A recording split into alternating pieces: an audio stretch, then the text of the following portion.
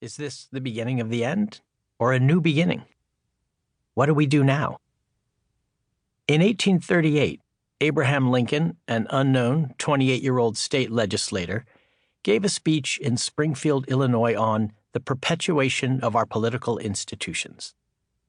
A quarter century before he led the country through its first near-death experience, Lincoln asked, "How might American democracy die?" He predicted that no foreign conqueror at the head of a huge army would ever cross the Blue Ridge Mountains and drink from the Ohio River. "If destruction be our lot, we must ourselves be its author and finisher," Lincoln said. "As a nation of free men, we must live through all time or die by suicide." One night, my headlights caught a rectangular flash of red on the roadside by the farm next door to where I'm writing this, in the house where we were lucky to escape the plague. 5 white letters stretched across a sign. Or signs, for there were 2.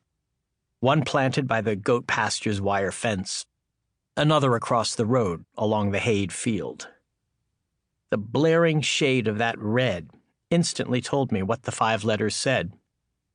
2 weeks before the election, our neighbors decided to make their preference known, as was their democratic right. They've lived here a whole lot longer than we have. The husband had just dropped off 2 bales of hay that I needed to mulch fall grass seed. Their daughter often sets aside 24 eggs for us in her roadside farm stand.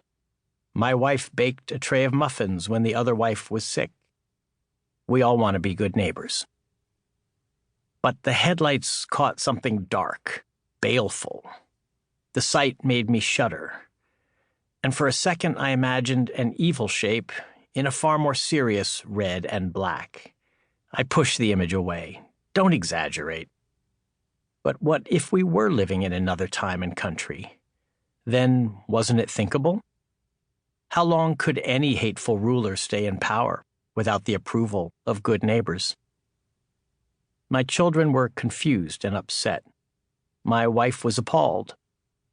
I spent the rest of the night trying to connect the red signs out on the road with the decent people who had put them there.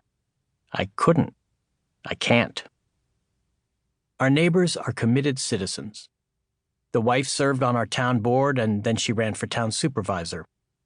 She got my vote, in spite of our differing politics, because she's our neighbor, because she cares deeply about her hometown, because government at this level should be nonpartisan, and because I want to preserve a sphere of life where the country's cold civil war can't invade and lay waste to everything.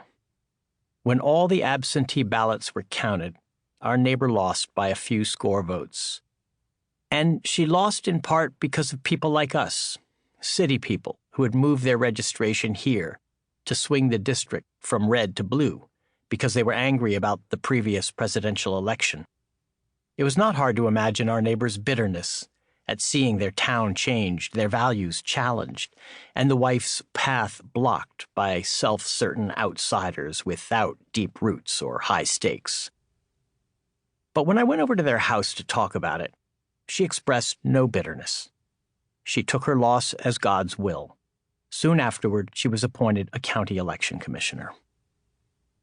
In the summer of 2020, signs for local candidates appeared by the wire fence along our neighbor's goat pasture. They were red and white and blue, all American. For weeks that was it, and I began to hope that would be it. Then, after the first frost, with the pumpkins piling up and darkness coming down earlier every day, the red signs suddenly appeared.